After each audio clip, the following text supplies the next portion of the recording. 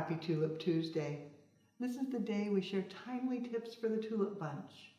The discussion is always, how do you store your flowers if you do not have a flower cooler?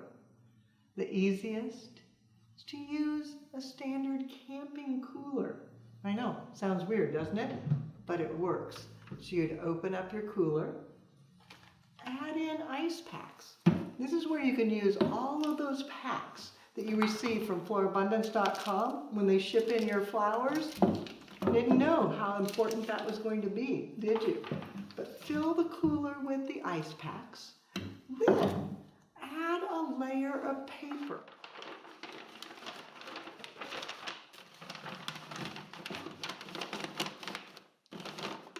Now you can add in all your wearables, all the smaller flowers.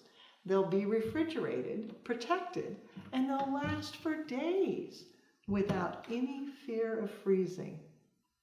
Do you want more? Join us for online flower school and learn how the pros do it.